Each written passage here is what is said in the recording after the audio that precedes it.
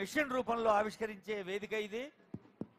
అంతేకాకుండా దాదాపు 28 కోట్ల పైగా ఆదాయాన్ని ఈ సంవత్సరం మనం తీసుకోవడం జరిగింది. మహిళా క్యాంటీన్కి వచ్చేసాం. వ్యాపారము మాది ఇరికోడు గ్రామం సార్. ఇరికోడు గ్రామం సిద్దిపేట జిల్లా. అవును సార్.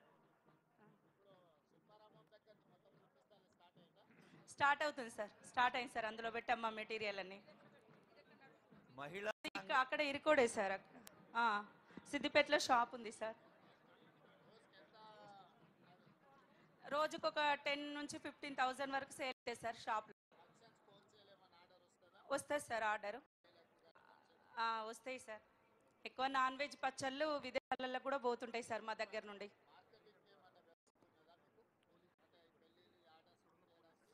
లేదు సార్, అన్నీ మేమే చూసుకుంటాం సార్. టోటల్గా మేమే తీసుకుంటాం. ఆర్డర్స్ అయినా ఏవైనా మేమిద్దరం చేస్తున్నాం సార్ ఇక్కడ నుండి.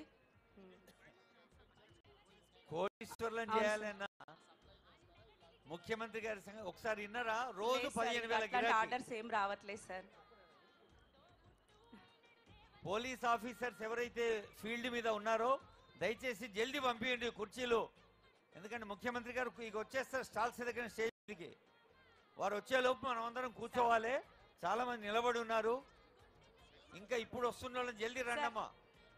ఈ కుడి వైపున దాదాపుగా చాలా మంది ఆడవాళ్ళు రోడ్డు మీద నిలబడి ఉన్నారు.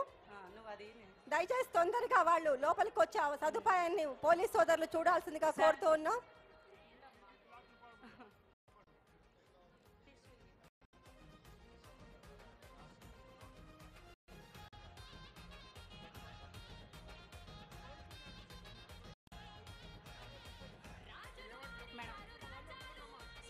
అమ్మా సార్ చూడండి సార్. స్టేజీకి ఎడం వైపున నడుస్తున్నారు అక్కలు. కొంచెం జల్దీ నడుండి కొంచెం. అమ్మా జల్దీ.